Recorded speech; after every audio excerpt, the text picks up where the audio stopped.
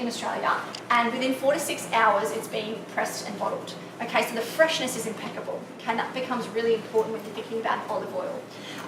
First cold pressed and obviously extra virgin olive oil. So it's all about the processing. They do it with the least amount of heat, which makes the nutrient content far more exceptional. The other thing about olive oil, so there is a green tinge to it. If you can see there, I'll put it in just a little, I'll hand it around actually. I put it in a little container just so you can see there's that slight green tinge, and that's really important. So what we get out of that is a super duper high, trumps any single oil you could possibly imagine on antioxidant content. And the reason why that is, of course, is because of the way it's processed. So it is very important that it is extra virgin first cold pressed. Now, why do we need antioxidants? Obviously, I've harped on about this.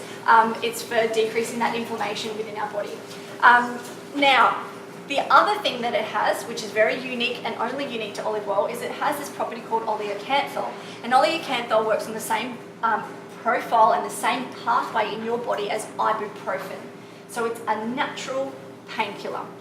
Okay, so when we talked about inflammation, it decreases that inflammation, much similar to what a medication would. And that's phenomenal. So, high antioxidant content, has oleocanthal in it as well. Now, in terms of smoke point, what you're looking for with this, now does anyone cook with olive oil? Do they feel like they, yeah, good? Okay, cool, awesome. Is any of that, with the infused one? Is that an issue? No, absolutely not. Still the same oil, they've just put some extra, possibly some other good prebiotics with garlic and things like that in there, or lemon, totally fine. So the flavour's not an issue at all. In terms of the smoke point, does anyone know what a smoke point for extra virgin olive oil is? No. Is anyone too scared to cook with it or have heard that it's not good to cook with? Yeah. So this is a real myth that we want to bust today, because it's touted that if the oil has a really high smoke point, that it's more beneficial, it's healthier for you, when in fact it's not actually the case. So olive oil has a smoke point of between about 200 to 215 degrees Celsius. Okay, when you think about sauteing, it's about 160 degrees. When you think about deep frying, it's about 180 degrees.